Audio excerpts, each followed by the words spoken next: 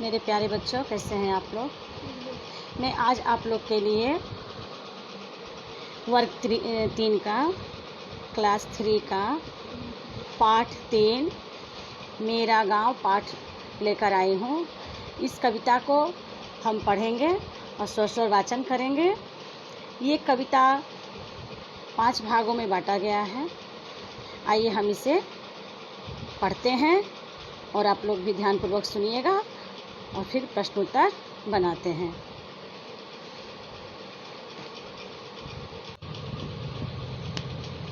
आना मेरे गाँव में, आना मेरे गाँव में, नदी किनारे गाँव है मेरा, बैठ के आना नाव में। नदी किनारे गाँव है मेरा, बैठ के आना नाव में।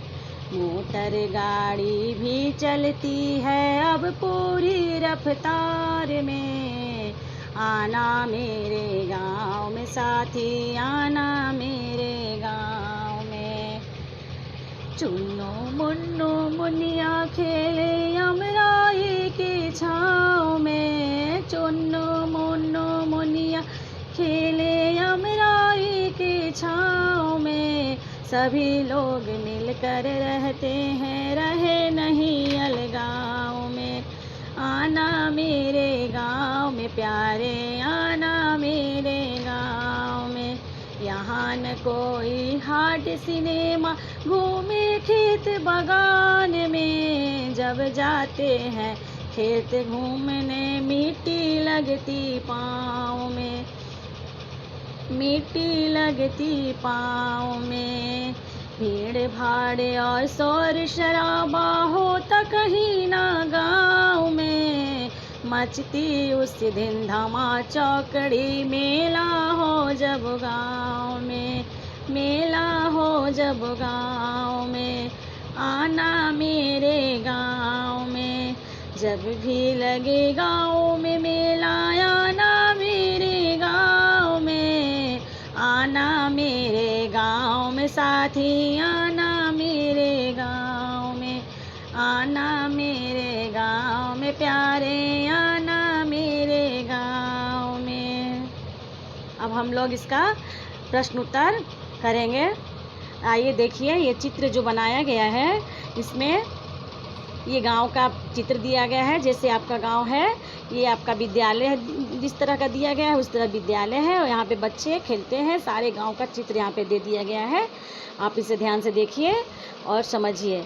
अब मैं आप लोगों को इसका शब्दार्थ बता देती हूँ। शब्दार्थ में देखिए, अमराई, अमराई यानी आम का बगीचा। अलगाव, अलगाव में अलग होना।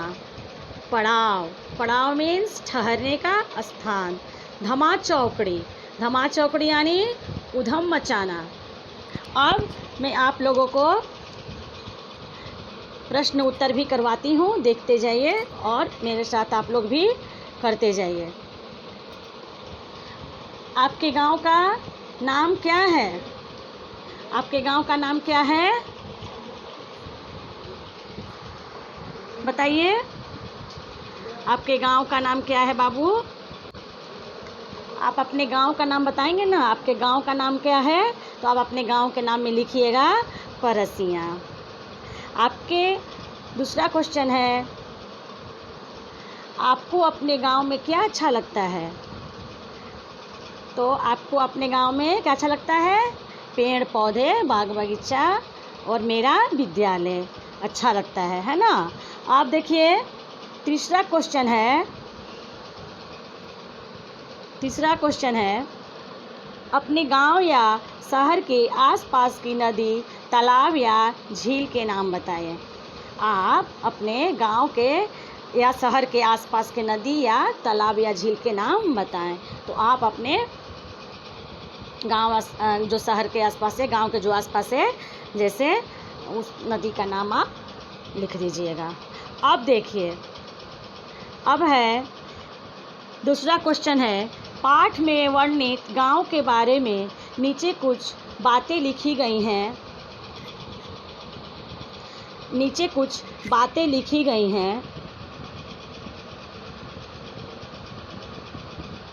उनमें कुछ सही और कुछ गलत हैं। उनको पढ़कर सामने दिए गए कोष्ठ में सही और गलत का चिन्ह लगाएंगे। तो देखिए, पहला है क। गांव तक सड़क बनी हुई है, हमारे गांव तक सड़क बनी हुई है, तो हम इसमें लगाएंगे हाँ।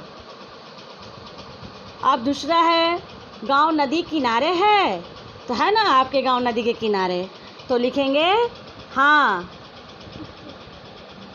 इसमें भी लिखेंगे हाँ। फिर गांव में सिनेमा हॉल है, तो क्या है, आपके गांव में सिनेमा हॉल है? नहीं ना है, तो हम यहाँ पे लिखेंगे नहीं। यहाँ पे लिखेंगे नहीं, हमारे गांव में सिनेमा हॉल नहीं है। अब आगे घ है, गांव में बागान मिलता है, तो नहीं, हमारे गांव में बागान भी नहीं मिलता है। ये दोनों गलत हैं।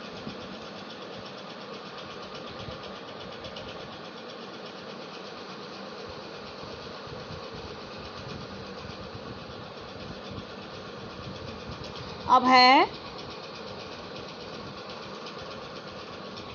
अंगा में है, ये दोनों क्या है, हमारे गांव में सिनेमा हॉल नहीं है, तो हम यहाँ पे नहीं का चिन्ह लगा देंगे। और गांव में बागान भी नहीं मिलता है, इसमें भी नहीं का चिन्ह लगा देंगे। अब देखिए, आगे अंगा है कि गांव में मेला भी लगता है, तो हाँ, गांव में हमारे मेला भी लगता है। अब देखिए, अब आगे हम लोग देखेंगे, तीसरा प्रश्न है,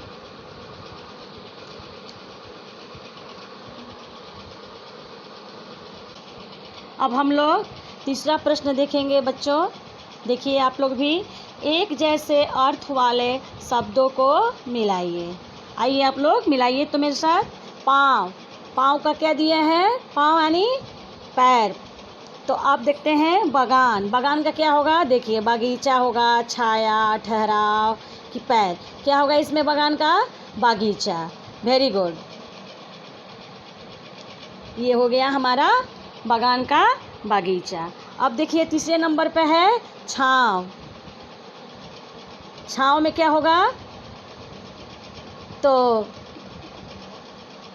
छाँव में क्या हो जाएगा?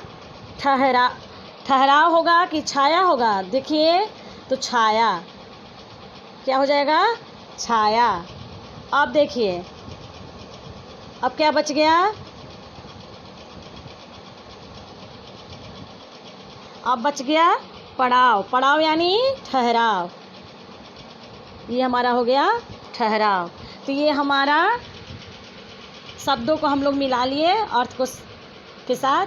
अब आप लोग कविता को याद करके रखिएगा, याद कर लीजिएगा और प्रश्न उत्तर भी बना लीजिएगा। तब तक के लिए धन्यवाद।